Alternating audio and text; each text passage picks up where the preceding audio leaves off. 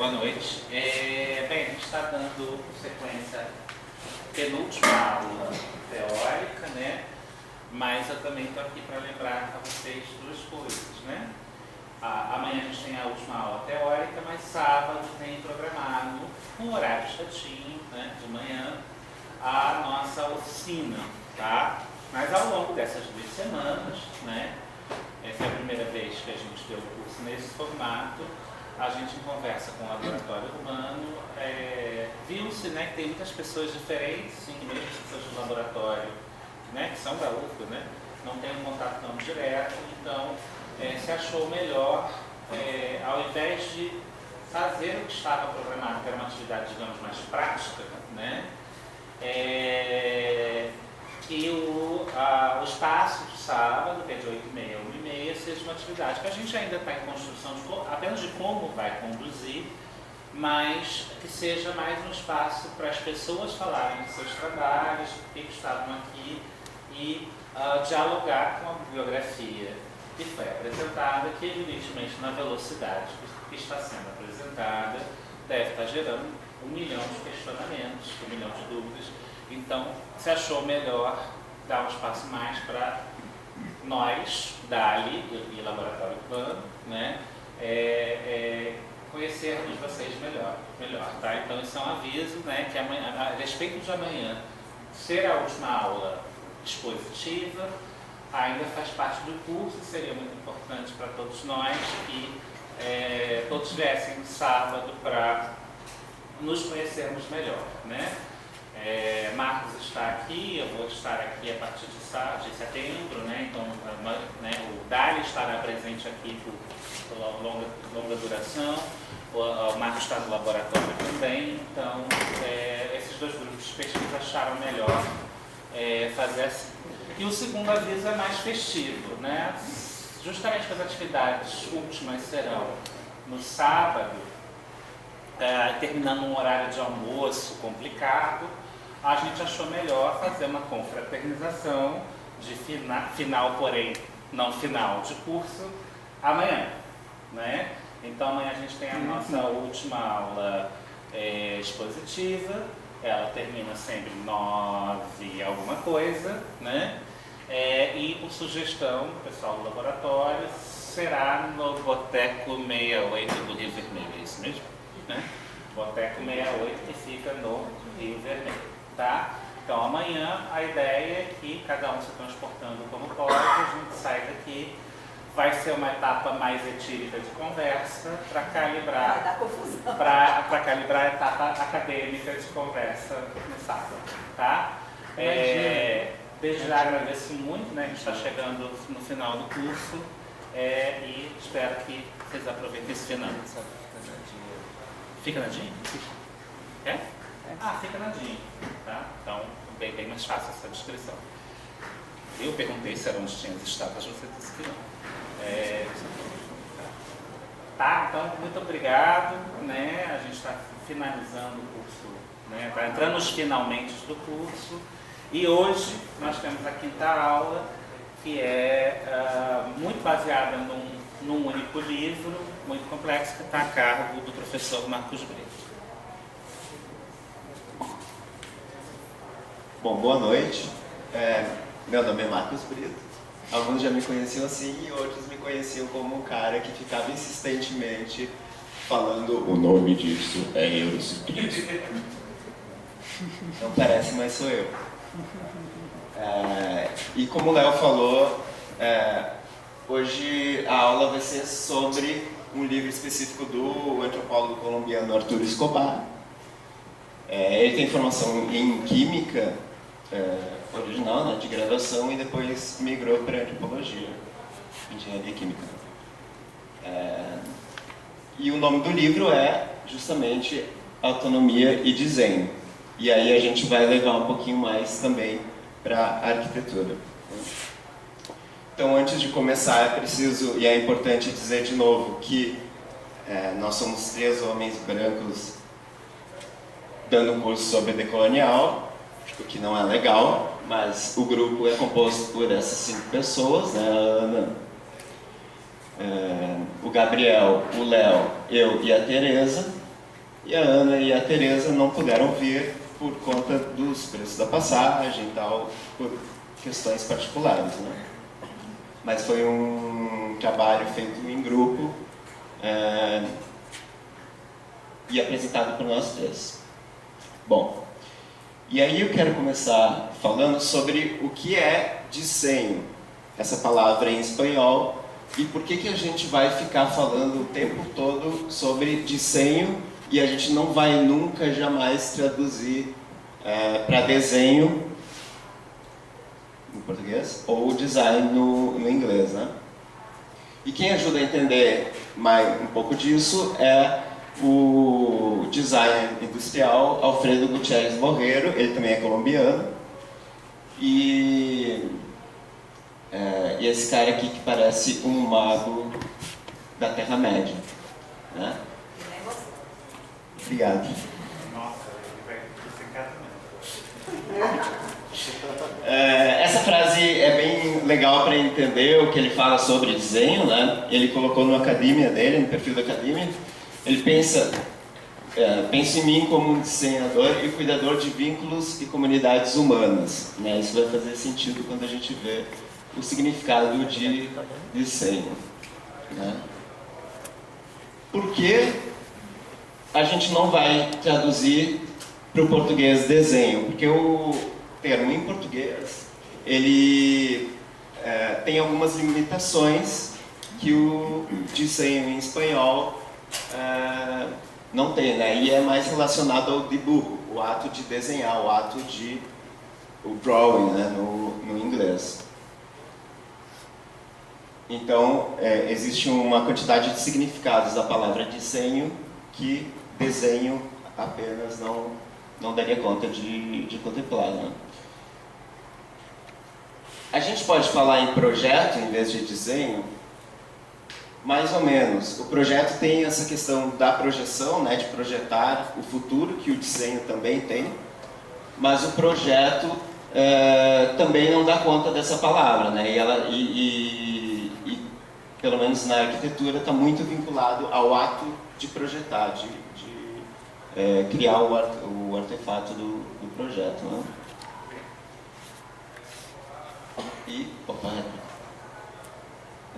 por que não design? Porque o design, segundo o Alfredo Gutiérrez Borrero, ele está vinculado mais à profissão do designer, ou do projetista também, né? E o desenho, ele vai, além de poder ser um design, além de poder ser um desenho, além de poder ser um projeto, ele também é feito sobre desenhos de vida, desenhos que criam realidades, desenhos que ontologizam.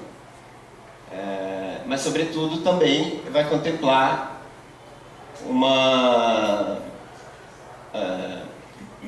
as sociedades que desenham, que criam desenhos, mas que não os chamam assim, né?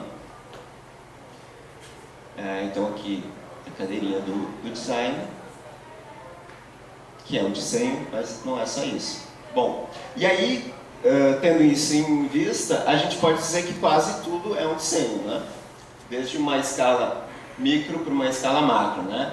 Por exemplo, a gente pode dizer que essa pessoa no computador, ela está numa cadeira, que é um desenho, ela está utilizando o computador, que é um desenho, o ambiente onde ela está trabalhando é um desenho, o próprio modelo de trabalho é um desenho.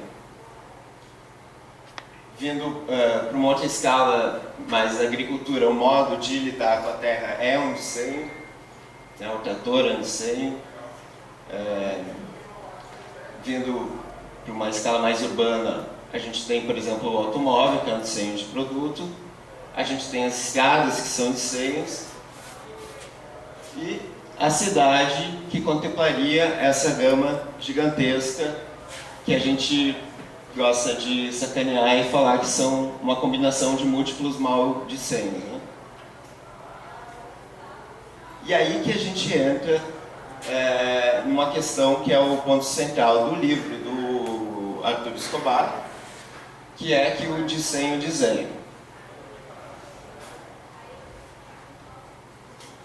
o Arthur, como o Léo já falou anteriormente, ele é um cara que é toda hora criticado porque ele está morando nos Estados Unidos, mas ele dá aula na Colômbia também, ele vai e volta.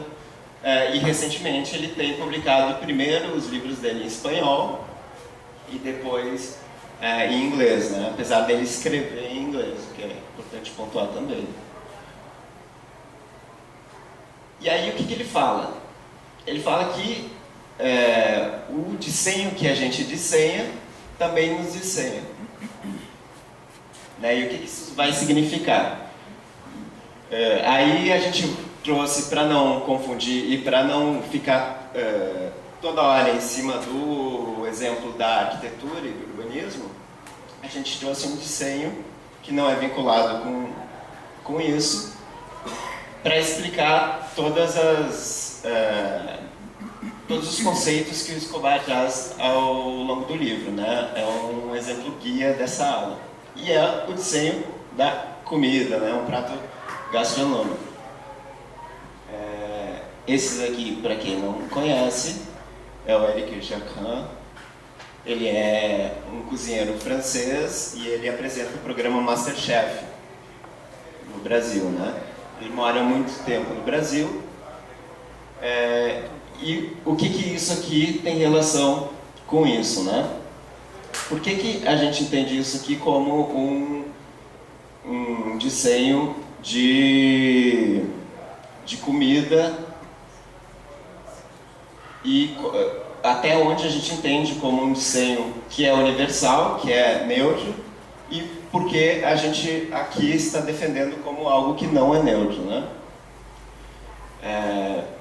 Bom, isso vai aparecer durante a explicação, mas só para adiantar um pouquinho, o Eric Jacquin é francês e a culinária francesa ela tem como sendo a culinária neutra, a culinária que não tem nome, né? O berço da culinária é considerada a culinária francesa.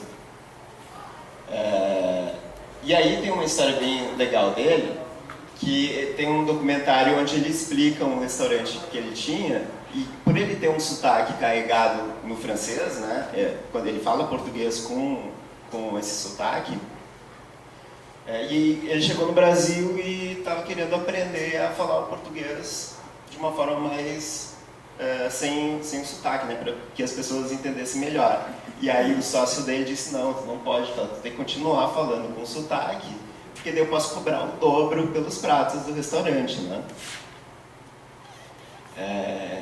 Então o nome disso é eurocentrismo, né? Bom, e aí esse desenho que a gente tinha como algo tão simples quanto um prato de comida, né, uma refeição, passa por um processo de construção até chegar de um desenho que tem várias consequências, né? Um desenho de modernidade, né? Para ter o prato existe um mecanismo de comercialização, existe um processamento desse alimento, existe uma logística de transporte. Isso, exatamente. Existe uma cultura de produção desses alimentos, e para ter a cultura de produção dos alimentos, nessa escala, é óbvio que é preciso a destruição de uma parte da natureza, né? Bom, e aí o Arthur Escobar vai dizer que as ferramentas que a gente desenha, nos desenham. E o que isso significa, né? Quando a gente... todo mundo vai lembrar aqui desse exemplo do smartphone, né? Hoje em dia todo mundo fica com um smartphone e resolve muitas coisas do dia a dia, e muitas dinâmicas de vida mudaram por conta dessa ferramenta, certo? Então ela desenhou modos de viver, modos de ser. Antes do smartphone existia uma outra relação de ser, né? Então o desenho aqui nos desenha. A mesma coisa o computador, por exemplo, né? Esse curso funciona com textos que foram todos digitalizados e todos disponibilizados sem precisar de um processo de impressão e tal, é muito mais rápido. E a gente tem muito mais acesso por conta dessa ferramenta que nos ensina, né? A mesma coisa o veículo, né? O carro encurtou distâncias, mudou a nossa relação com o espaço e com o tempo, em deslocamentos, e criou esse modo novo de ser. Bom, aí a gente volta para aquele exemplo que vai nos seguir até o final, que o produto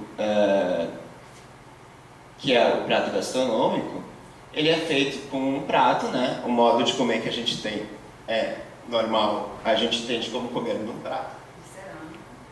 De cerâmica, né? Ou de, enfim, um prato. A gente tem o costume de comer com talheres, né? A gente não come com as mãos. E a gente não entende ou não acha que isso veio de algum lugar. A gente tem como normal, né? Todo mundo faz isso. Tem como universal, né? Só que os próprios talheres são uma invenção da França, né? E são de senhos, são ferramentas para comer que mudaram a forma de se relacionar com os alimentos. Só que existem outras formas no mundo, né? Que aqui, por exemplo, com o hashi, né? Que é mais oriental. E essas outras formas também mudam a maneira de cozinhar, mudam o que se cozinha, dependendo da ferramenta que tu está usando para cozinhar, né? Por exemplo, o lame, tu não vai comer com garfo e faca. O sushi também não, tu não vai preparar.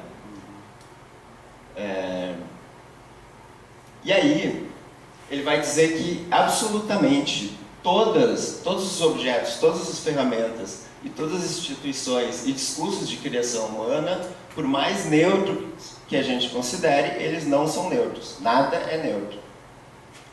E aí sempre vai ter uma pergunta que ele diz que todo mundo faz para ele, que o que pode ser mais neutro do que uma habitação, né? Um lugar para conter um corpo, né? O que pode ser mais neutro que isso? E aí ele diz, tá, me dá uma maloca indígena e uma casa de subúrbio norte-americano, que eu te mostro essas relações de diferença, né? Mostrar que não existe neutralidade. Uma maloca, que ele usa como exemplo, né, dos povos indígenas amazônicos da Colômbia, é projetada para conter dezenas de pessoas dentro, né? É uma relação entre pessoas que é diferente, mesmo sendo um espaço para conter um corpo, do que uma casa de subúrbio americano, que é feita num modelo, dentro de uma modalidade que separa e segmenta ambientes por uso, né? O quarto é um lugar para dormir, a cozinha é um lugar para cozinhar, a sala é um lugar para conviver e mais algumas coisas, né? Bom, e mesmo entre os povos originários, né, entre os indígenas, existem muitas diferenças, né? Por exemplo, essa sociedade Yanomami, que também é amazônica, só que do Brasil, com fronteira com a Venezuela, eles organizam as habitações dessa forma aqui, concentrando e elas são mais abertas, né? Você não precisa sair para fazer as coisas. Os acessos são assim, então são mecanismos de proteção e tal, enfim, tem a ver com a relação deles com um espaço que é diferente da maloca que o Arthur Escobar dá como exemplo, que é muito diferente do que a casa de subúrbio norte-americana, né? E assim como tem eles, tem também várias outras tribos, várias outras sociedades que que têm diferenças e que têm semelhanças ao mesmo tempo, né? São vários modos de se relacionar com o espaço que, por mais neutro que seja, né, é para manter um corpo. Bom, e aí a gente tem o exemplo de uma tipologia né, de Minha Casa Minha Vida. Lembra que eu falei do computador que nos dissenha? Né, dentro da arquitetura, o computador possibilita que tu faça cópias seriadas infinitamente de um projeto, né? E isso dá margem para que se crie rapidamente conjuntos como esses, né? E que homogeneizam uma forma de viver que faz com que todo mundo tenha que se adaptar a esse modo de morar, né? Além disso, também homogeneiza técnicas construtivas, né? da modernidade. Aquela relação que eu falei de separação, né? Por usos, né? Então, sala, estar, jantar, os quartos são para dormir, a cozinha é para cozinhar, o banheiro é para fazer necessidades, o banheiro sempre é dentro. Só que ela considera esse programa, e a gente vai ver mais um exemplo um pouco mais detalhado depois, que o Léo vai mostrar, é feita para um modelo de família que também é né? Que é um modelo do casal heterossexual com filhos, né? E com poucos filhos. Mas a gente sabe que a realidade, principalmente desse contexto de Minha Casa Minha Vida, é uma coisa totalmente diferente, né? Por exemplo, mora a tia, mora o cunhado, mora 5 filhos e aí a casa exatamente, né? Tudo aqui é um formato para várias formas, várias conformações de família, né?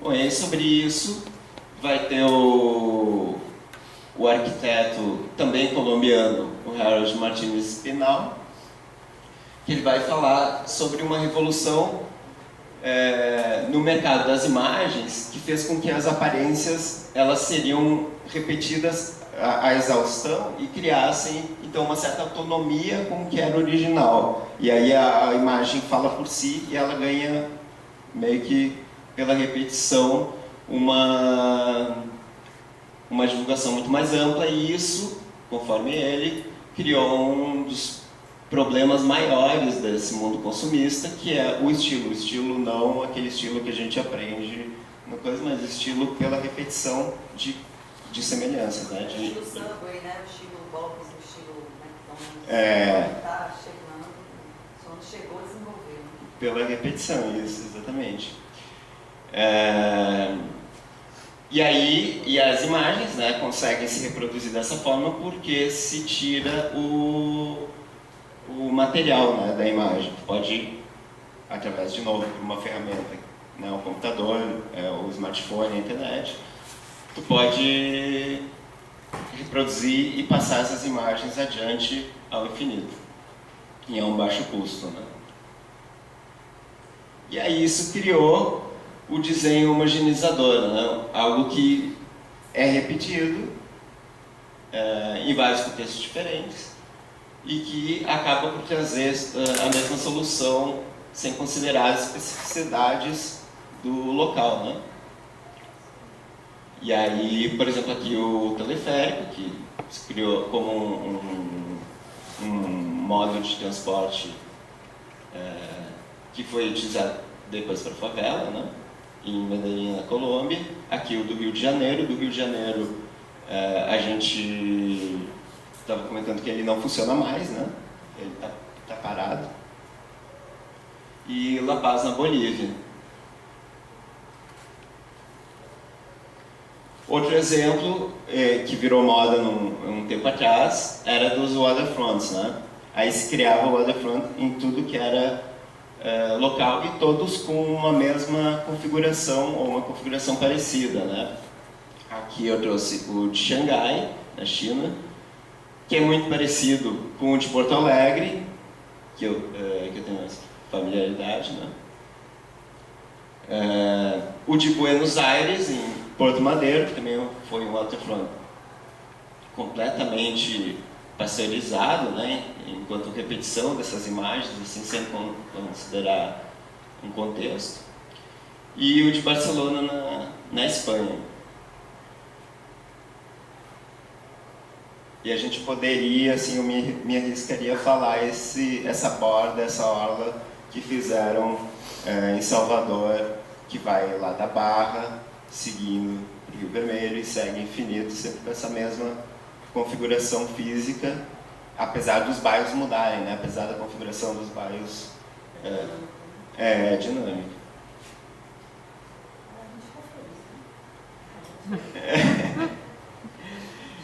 E aí tem também o caso dos edifícios icônicos, né? Que começou com o efeito Bilbao, do Franquer, é aquele dos Simpsons, né? Que amassa o papel já para casa e o formato que ficou o papel vira o museu, né? A arquitetura.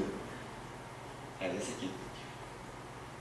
A Casa da Música, do Porto, do Rencoas. Essa ilha em Said, nos Emirados Árabes Unidos, do Norman Foster. E no Rio de Janeiro, o Santiago Calatrava, que fez o Museu do Amanhã, né?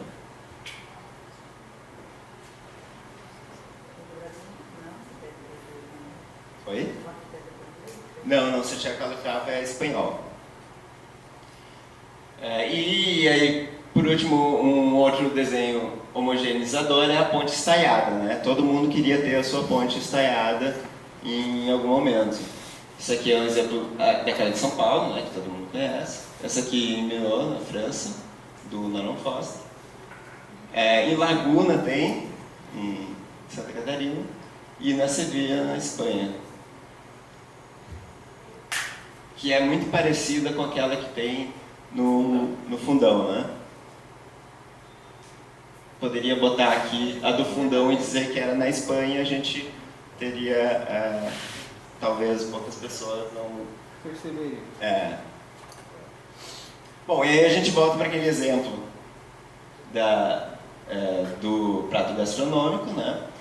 Que é um prato que homogeneiza uma forma de cozinhar e que se tem como neutra, né? E aí todas as outras vão ser situadas e rotuladas com o que é da região, né? Então a gente tem, por exemplo, a comida árabe, a comida indiana, a comida japonesa, né? E a comida normal, que não tem estilo, né? Não tem... que é universal, que se tem como universal, mas que na verdade é universalizante, né?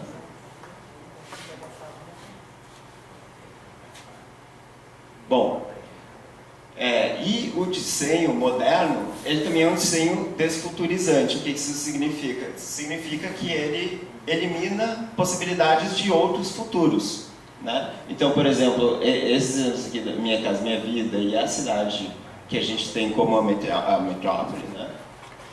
Eliminam, por exemplo, outras formas de relação com o espaço, como tem vários povos indígenas e, mais situado no norte global, algumas posições de resistência que seriam mais vinculadas às pautas ecológicas, né, as ecoaldeias e outras formas, né, como o anarquismo. Bom, e aí, como outros exemplos, né, eu trouxe aqui a barragem da usina de Itaipu. Itaipu é um desenho que desfuturizou uma boa parte do bioma que tinha ali, porque é uma represa que criou, né, tubarão e aquilo, e a água em cima inunda tudo. Então, um monte de espécie, a biodiversidade que tinha ali. Isso, desfuturizou chuvas, tudo. essa relação.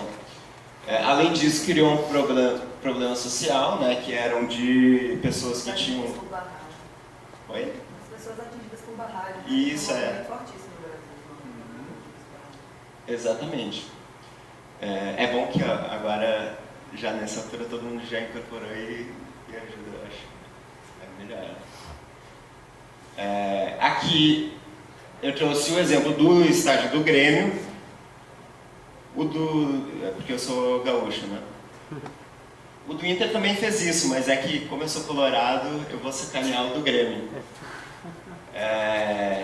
Que a criação desse estádio aqui eliminou um monte de casinhas que tinham aqui, que eram de uma população mais pobre, e o espaço criado, ele valorizou o valor da terra, né? Então, no processo a longo prazo, a galera não vai conseguir se manter morando aqui, não vai conseguir, e naturalmente, como aconteceu já em várias ocasiões, a condição de vida delas ali é desfuturizada para entrar a cidade dita como normal, né? Dita como neutra, dita como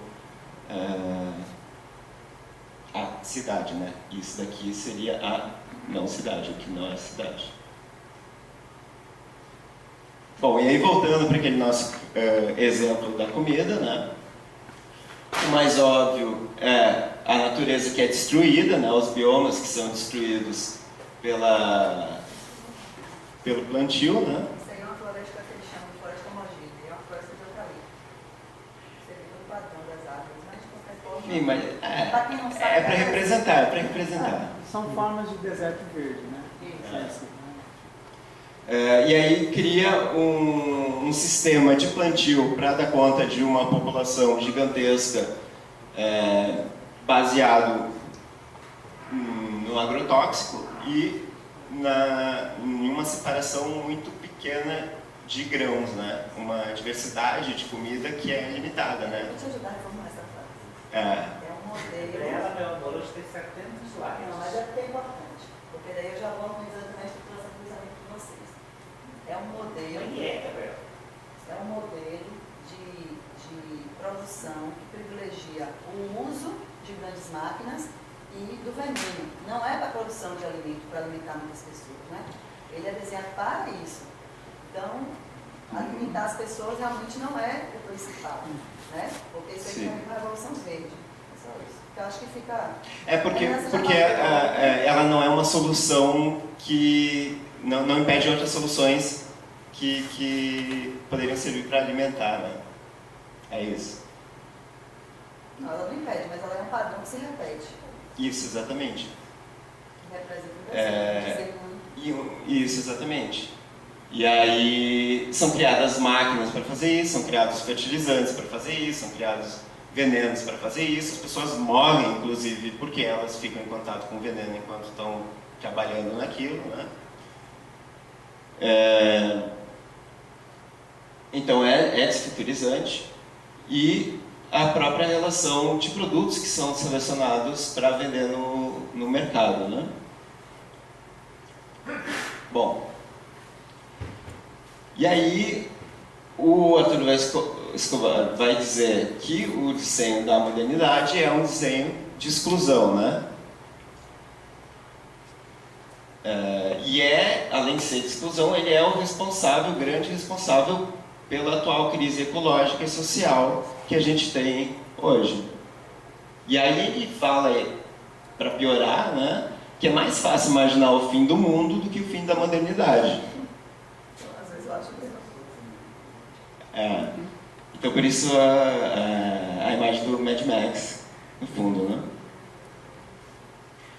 Bom, e aí como exemplo do desenho de modernidade e exclusão, a gente tem aquele bairro do Morumbi em São Paulo, que é famosíssimo, né? Isso é real, isso não é uma montagem. Existe um muro que divide um condomínio de luxo de uma favela.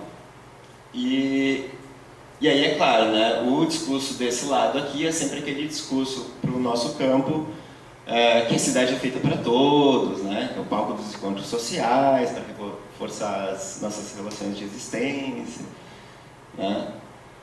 E é claro que quem mora desse lado vai ter um pouco mais de dificuldade de entender por que as pessoas falam isso, né? Porque existe segregação, é um espaço de segregação, a cidade nesse modelo da modernidade, né? Como é criada.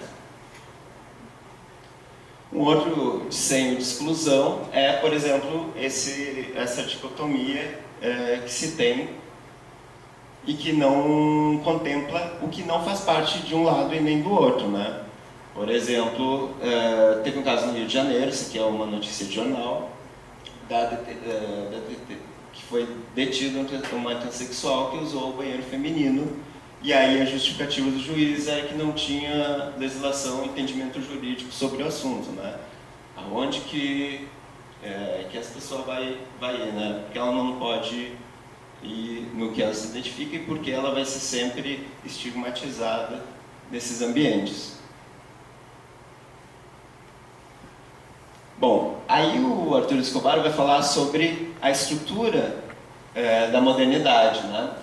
E aí ele fala que algumas das estruturas mais fortes, que são dominantes nesse modelo, é a crença no indivíduo, a crença no real, a crença na ciência e a crença na economia. A gente vai desenvolver um pouco cada um dessas quatro crenças, né? A crença no indivíduo é a crença no eu, a crença que eu sou algo diferente da natureza e que eu nasci para ser feliz consumindo o que eu puder para ser feliz. Essa cultura do individualismo, né? Do eu, do indivíduo. E aí aqui tem o Léo para puxar a polêmica, né? Ao longo dos séculos, o colonialismo, a modernização, o desenvolvimento e a globalização têm sido os projetos econômicos e políticos que levaram a todas as culturas do mundo o cavalo de Troia do indivíduo, né? Essa visão do eu, ela serve para justificar, por exemplo, a exploração da natureza, né? Aquilo é a natureza e eu não faço parte daquilo, então eu posso usar aquilo ao meu favor, eu não me entendo como pertencente disso. E o consumismo desenfreado, né? A crença no real é a crença que a gente vive um mundo real. Eu não quero criar nenhum complexo existencial aqui em ninguém, mas o real que a gente tem como real, o Arthur Escobar vai dizer que é uma ontologização, é uma ontologia, né? Exatamente, é uma das possibilidades de real. E é uma possibilidade que na modernidade exige constantemente uma verdade única sobre isso. Existe uma verdade e o resto é outro. E aí que a Teresa provocando, dessa vez não, que pode ser mais real do que o mundo que a gente pisa, né, que a gente encosta, né? Como entender isso como real. E aí tem essa visão entre o container e a teia de aranha, né? O container como sendo esse real que é visto pela modernidade de uma coisa fora, né? Uma coisa que está ali e precisa ser preenchida, né?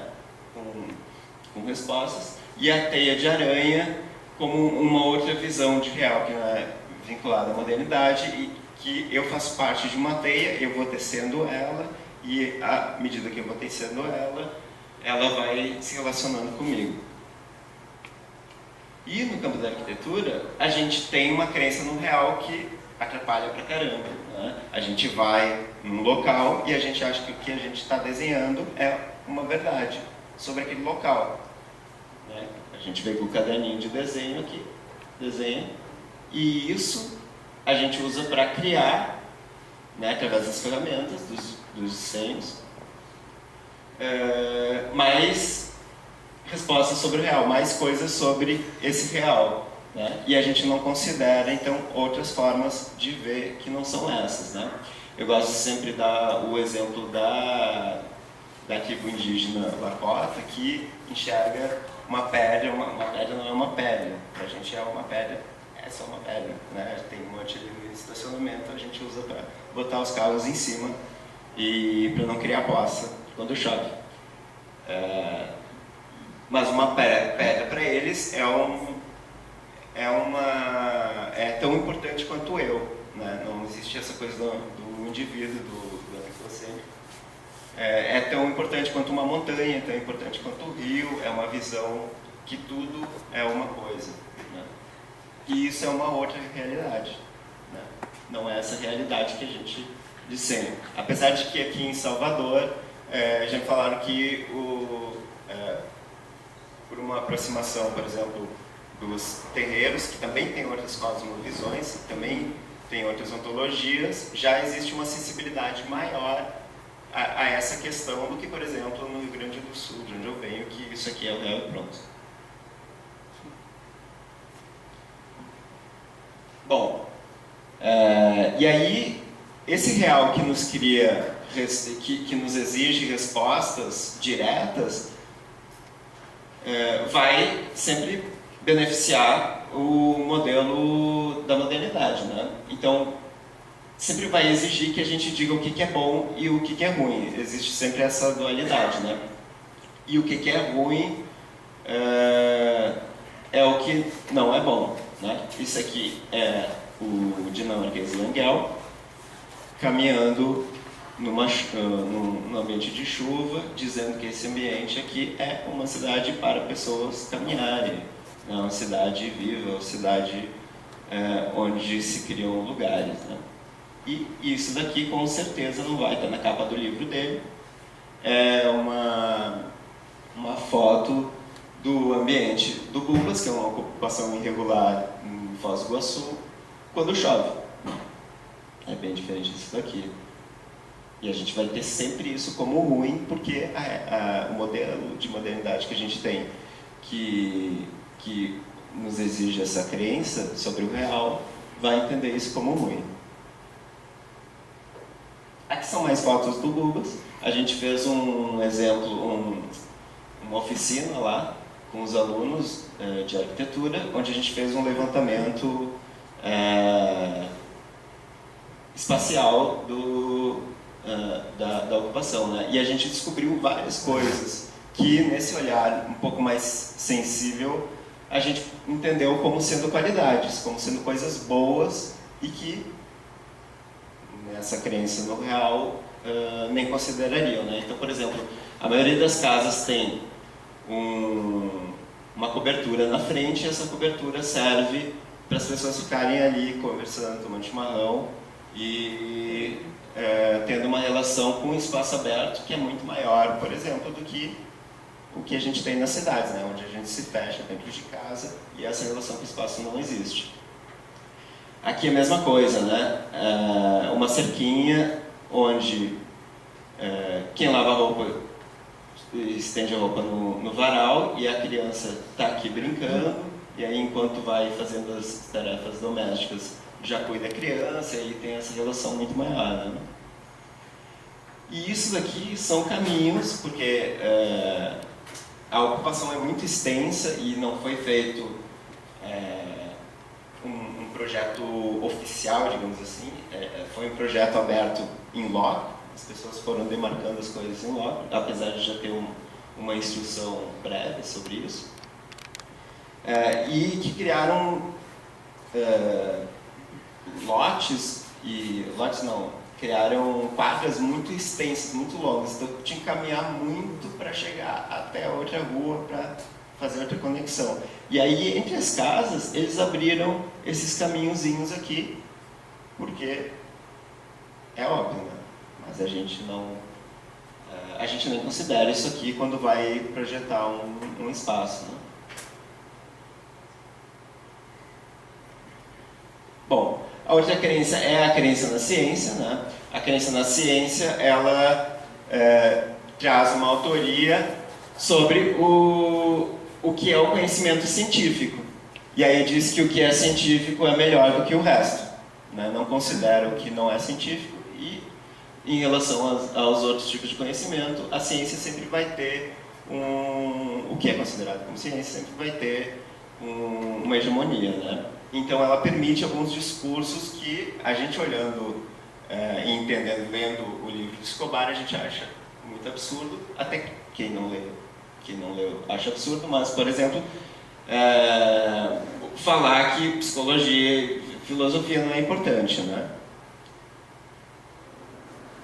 E só para não falar, sempre apontar o dedo para o lobo mau, o programa Ciências Sem Fronteiras é um programa que foi feito baseado na crença na ciência, né? Não se levou filósofo para estudar fora, não deu dinheiro e bolsa para isso, porque não era considerado ciência, então não importa, né? Essa é a crença na ciência. E aí, no outro exemplo, a gente pode falar dessa dicotomia entre o profissional, que é dito como autorizado para falar sobre um conhecimento, porque ele fez uma formação científica, e o trabalhador que não tem uma formação, que o seu conhecimento não é formal, né? É prático. E aí se entende que isso aqui é melhor do que isso, e aí trazem dados, por exemplo, eu fico de cabelo em pé quando fazem isso, de que o CAL, que é um dado do CAL, que 80% das construções no Brasil não são feitas com um profissional, e eles acham isso ruim. Bom, a outra é a crença na economia.